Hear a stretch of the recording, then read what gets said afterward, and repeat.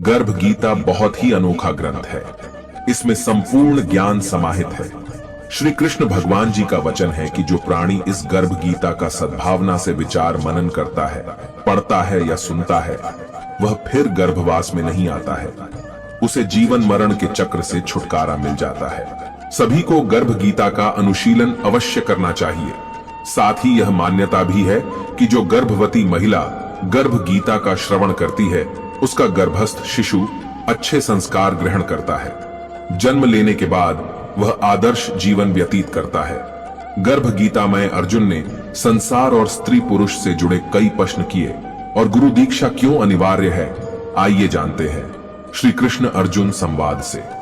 अर्जुनोवाच, हे कृष्ण भगवान, यह प्राणी जो गर्भवास में आता है, वह किस दोष के कारण आता है?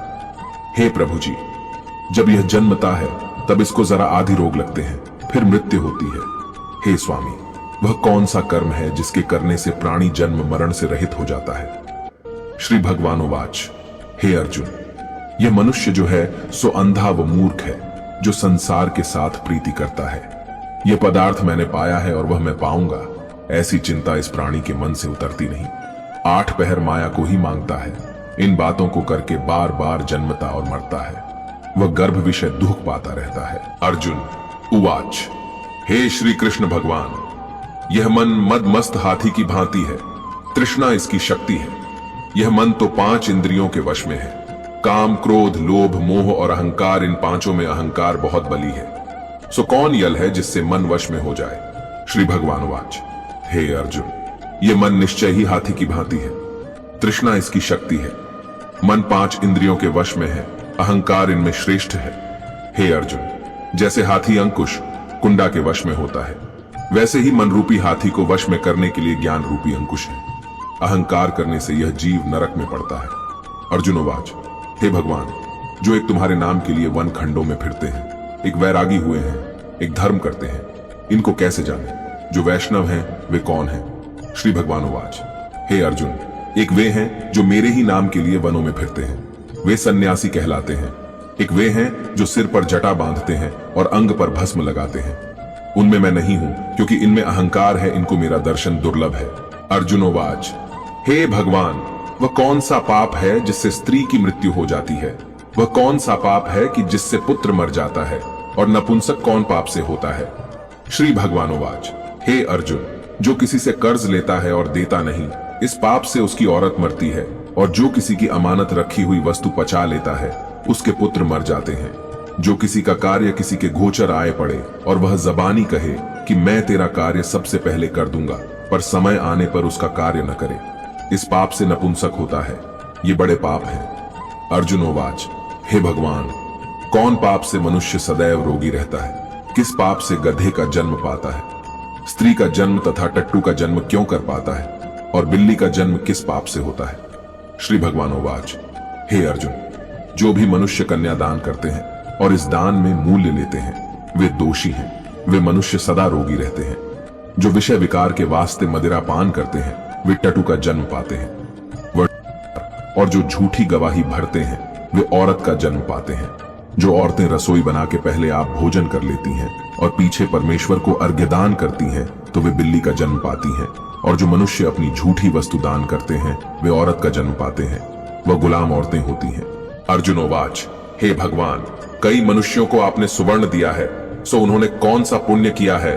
और कई मनुष्यों को आपने हाथी, घोड़ा, रथ दिए हैं, उन्होंने कौन सा पुण्य किया है? श्री भगवानोवाच, हे अर्जुन, जिन्होंने स्वर्ण दान किया है, उनको घोड़े वाहन मिलते हैं। जो परमेश्वर के निमित्त कन्यादान करते हैं, सो पुरुष का जन्म पाते हैं।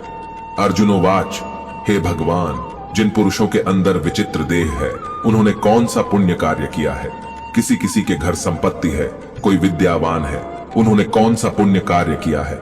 श्री भगवानोवाच, हे अर्जुन, जिन्होंने अन्न दान किया है, उनका सुंदर स्वरूप है। जिन्होंने विद्या दान किया है, वे विद्यावान होते हैं। जिन्होंने संतों की सेवा की है, वे पुत्रवान होते हैं। अर्जुनोवाच, हे भगवान, किसी को धन से प्रीति है, कोई स्त्रियों से प्रीति करते हैं, इसका क्या कारण है, समझाकर कहिए। श्री भगवानोवाच, हे अर्जुन, धन और स्त्री सब नाश रूप है, मेरी भक्ति का नाश नहीं है। अर्जुनोवाच, हे भगवान, यह राजपाट किस धर्म के करने से मिलता है? विद्या कौन सा धर्म करने से मिलती है? श्री भगवानोवाच, हे अर्जुन, जो प्राणी काशी में निष्काम भक्ति से तप करते हुए देह त्यागते हैं वे राजा होते हैं, और जो गुरु की सेवा करते हैं वे विद्यावान होते हैं। अर्जुनोवाच, हे भगवान, किसी को धन अचानक बिना किसी परिश्रम से मिलता है, सो उन्होंने कौन सा पुण्य कार्य किया है? श्री भगवानोवाच, हे अर्जुन, जिन्होंने गुप्त दान किया है उनको धन अचानक मिलता है।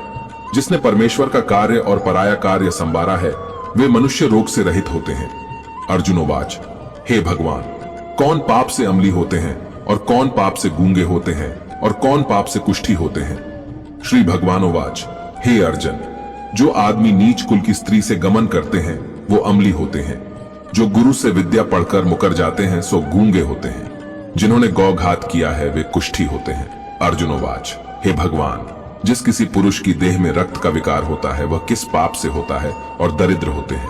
किसी को खंड वायु होती है और कोई अंधे होते हैं तो कोई पंगु होते हैं। सो कौन से पाप से रहित होते हैं? और कई स्त्रियां बाल विधवा होती हैं तो यह किसी पाप से होती है। श्री भगवानोवाच, हे अर्जुन, जो सदा क्रोधवान रहते हैं उन्हें रक्त विकार होता है। जो मलीन रहते हैं वे सदा दरिद्री होते हैं। जो कुकर्मी ब्राह्मण को दान देते हैं उनको खंड वायु होती है। जो पराई स्त्री को निर्वस्त्र देखते हैं, गुरु की पत्नी को कुदृष्टि से देखते हैं, सो अंधे होते हैं। जिसने गुरु और ब्राह्मण को लात मारी है वो लंगड़ा व पंगु होता है। जो औरत अपने पति को छोड़कर पराये पुरुषों से संग करती है सो वह बाल विधवा होती है। अर्जुनोवाच, हे भगवान, तुम पर ब्रह्म हो, तुमको नमस्कार है। पहले मैं आपको संबंधी जानता था परंतु अब मैं ईश्वर रूप जानता हूँ। हे परब्रह्म, गुरु दीक्षा कैसी होती है सो कृपा कर मुझको कहो। श्री भगवानोवाच, हे अर्जुन, तुम धन्य हो, तुम्हारे माता पिता भी धन्य हैं जिनके तुम जैसा पुत्र है। हे अर्जुन, सारे संसार के गुरु जगन्नाथ हैं। विद्या का गुरु काशी, चारों वर्गों का गुरु सन्यासी है। सन्यासी उसको कहते हैं जिसने सबका त्याग करके मेरे विषय में मन लगाया है, सो ब्राह्मण जगत गुरु है। हे अर्जुन, ये बात ध्यान देकर सुनने की है। गुरु कैसा करे? जिसने सब इंद्रियां जीती हो, जिसको सब संसार ईश्वर में नजर आता हो और सब जगत से उदास हो। ऐसा गुरु करें जो परमेश्वर को जानने वाला हो और उस गुरु की पूजा सब तरह से करें। हे अर्जुन, जो गुरु का भक्त होता है और जो प्राणी गुरु के सम्मुख होकर भजन करते हैं उनका भजन करना सफल है। जो गुरु से विमुख हैं उनको सप्तग्रास मारे का पाप है। गुरु से विमुख प्राणी दर्शन करने योग्य नहीं होते। जो गृहस्थी संसार में गुरु के बिना है वो चांडाल के समान है। जिस तरह मदिरा के भंडार में जो गंगा जल है वह अपवित्र है, इसी तरह गुरु से विमुख व्यक्ति का भजन सदा अपवित्र होता है। उसके हाथ का भोजन देवता भी नहीं लेते। उसके सब कर्म निष्फल हैं। कूकर, सूकर, गदर्भ, काक, ये सब की सब योनियां बड़ी खोटी योनियां हैं। इन सब से वह मनुष्य खोटा है जो गुरु नहीं करता। गुरु बिना गति नहीं होती, वह अवश्य नरक को जाएगा। गुरु दीक्षा बिना प्राणी के सब कर्म निष्फल होते हैं। हे अर्जुन, जैसे चारों वर्णों को मेरी भक्ति करना योग्य है वैसे गुरुधार के गुरु की भक्ति करना योग्य है। जैसे गंगा नदियों में उत्तम है, सब व्रतों में एकादशी का व्रत श्रेष्ठ है, वैसे ही हे अर्जुन, शुभ कर्मों में गुरु सेवा उत्तम है। गुरु दीक्षा बिना प्राणी पशु योनि पाता है। जो धर्म भी करता है सो पशु योनि में फल भोगता है। वह 84 योनियों में भ्रमण करता रहता है। अर्जुनोवाच, हे श्री कृष्ण जी भगवान, गुरु दीक्षा क्या होती है? श्री भगवानोवाच, हे अर्जुन, धन्य जन्म है उसका जिसने यह प्रश्न किया है। तू धन्य है। गुरु दीक्षा के 2 अक्षर हैं, हरिओम। इन अक्षरों को गुरु कहता है। ये चारों वर्णों को अपनाना श्रेष्ठ है। हे अर्जुन, जो गुरु की सेवा करता है उस पर मेरी प्रसन्नता है। वह 84 योनियों से छूट जाएगा। जन्म मरण से रहित हो नरक नहीं भोगता। जो प्राणी गुरु की सेवा नहीं करता वह 3.5 करोड़ वर्ष तक नरक भोगता है। जो गुरु की सेवा करता है उसको कई अश्वमेघ यज्ञ के पुण्य का फल मिलता है। गुरु की सेवा मेरी सेवा है।